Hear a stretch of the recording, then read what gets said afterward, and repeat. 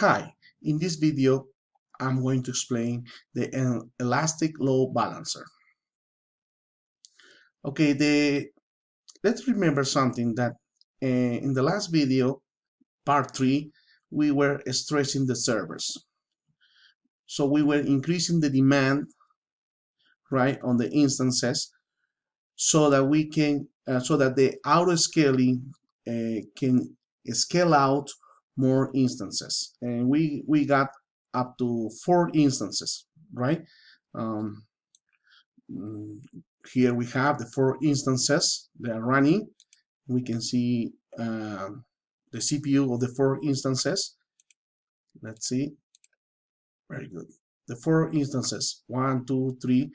3 of them we have manipulated the CPU, and the other one not. But we can see also that in the auto-scaling, we can see the auto-scaling group 1, right? We have 4 desired instance. Here we have 4 instances, and the minimum is 1 and the maximum is 4. Very good. So what we are going to do now is we are going to do the elastic load balancer. The elastic load balancer balances evenly the traffic of the mountains of web access requests that we must serve. So let's say here there is a request, the request of information from this web server, and is requiring to insert your ID. Probably the second instance of web server is requiring to insert your credit card, and another server is requiring to is requiring the pay amount in dollars, and maybe the last one it is providing the confirmation number to the applications. So the ELB balances evenly the traffic of the mountain of web access requests that must be served. Now, here we have our instances. So we are going to configure the server number 1. This is 4157, and this is the one 4157, and here we are going to add a command, and this is the command that we are going to add. Let's see. Here, the command we are going to add is sudo v. Yeah, this is the file. The file will be served to the client. Sudo v var www html index html. Yes, and to write in the server. And to exit, we are going to use wq. So let's do that. Sudo v var www html index dot html. Right, very good.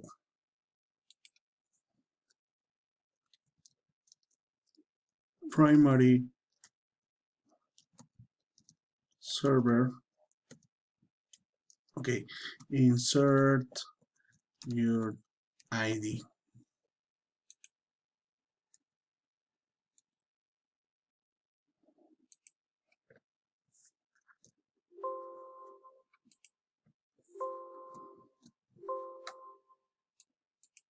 Okay, WQ.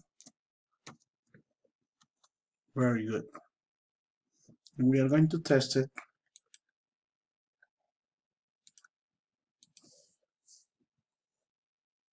Okay, primary server, insert your ID. So we are going to do the same with the server number 2.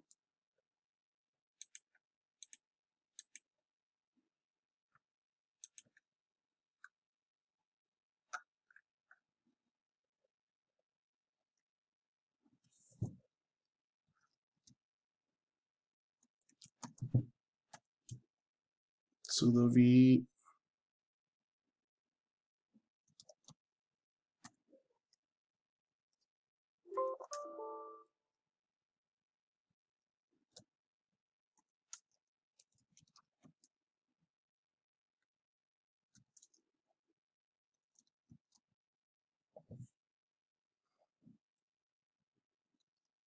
okay.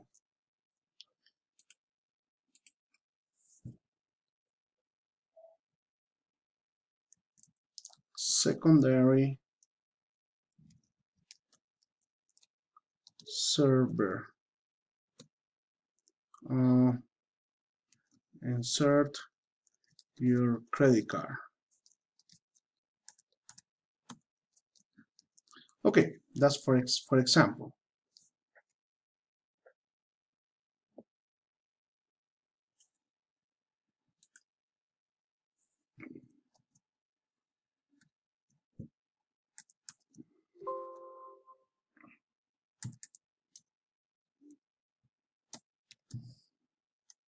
Very good. Now we are going to test this one. And there we have secondary server. Very good. Okay, now we are going to check the load balancer. And in here we have the load balancer. This is the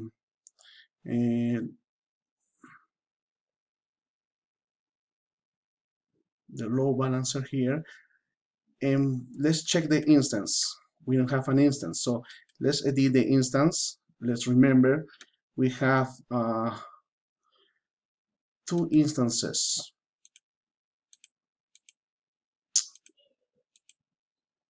Here, let's put all of them. All right, let's put all of them, and we will see 2 in service. Right, very good.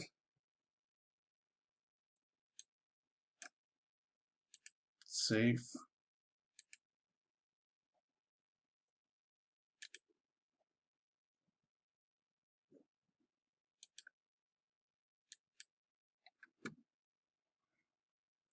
Okay, now we have one web server here and another web server instance here. So we should have two in service. So we are going to refresh again. Yes, very good. 2 instances. Now make sure here in the security group we have the default and the one that we set up. And we can choose here the DNS of this load balancer. This is the DNS, and we are going to copy this, and we are going to put here and copy that and press enter. And very good. Second server. Now in the same one, let's press enter again. Primary server again. Secondary servers again. Primary servers. As we saw, the load balancer balances evenly, yes, the traffic of the mountains of web access requests that must be served. So now we are going, let's say if one instance, one server has a CPU usage of less than 30%, one instance will be taken out because of the scaling rule. Yes, very good. Yes, one instance is was eliminated because of the scaling rule. What happened is that if we monitor all the instances here, if we monitor, we can see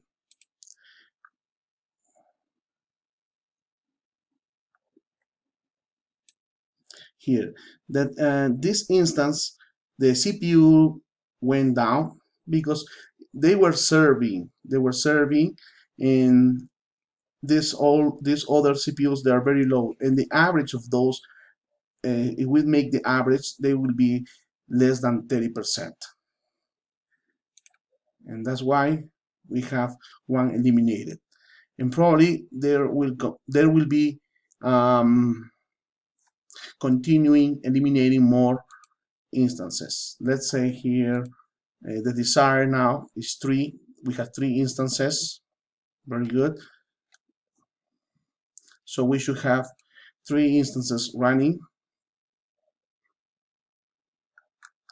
Very good. Here's the CPU. 2 are okay, and 1 is almost low. Now let's go back again. Let's see.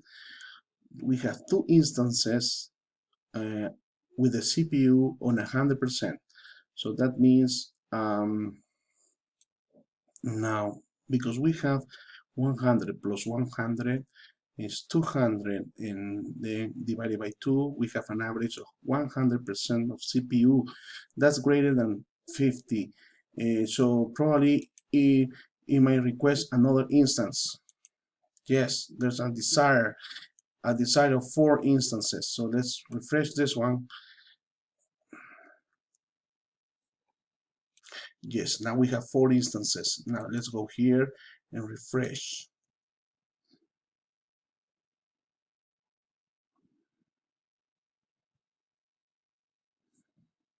Yes, we have 1, 2, 3, and 4 instances. Now this is what we are going to do. We are going to bring down the CPU usage to a number below 30%. So 1 instance will disappear.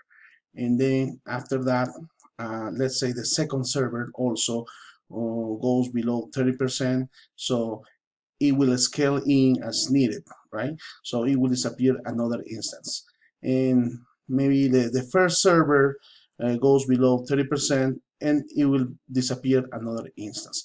We are going to try to do that, okay? Here, this instance, we are going to check this instance, and as we can see, it's 100%. Yes, it's 100%, and we are going to bring it down. So how do we do that?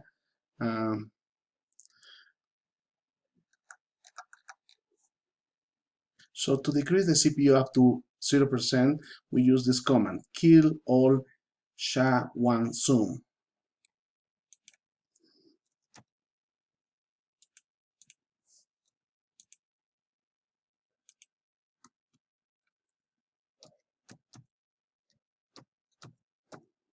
Okay, kill all SHA-1 zoom, and very good. And we will see with top how is the CPU. Yes, now the CPU is 0%. So this here will go down, and we will see that. Now all right. So I just got an inconvenience. I just lost the internet. So I had to close everything. So, and when I start up, it start up with 1 instance. Why? Because that's the minimum instance. And because I lost the internet, all the CPUs on those instances are 0%. So that's why it scale out automatically, and we have 1 instance now. So we are going to try to eliminate this one as an example that it broke down or it failed.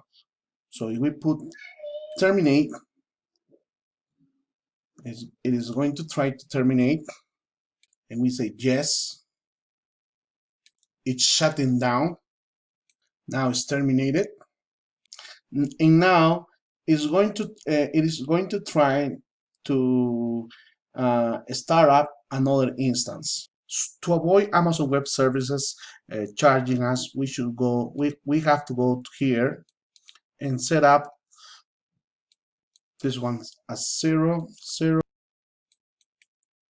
and save it. And now we see that it is terminated. Now we can log out and we can finish. My name is Alex Tapia. God bless you. Have a good one.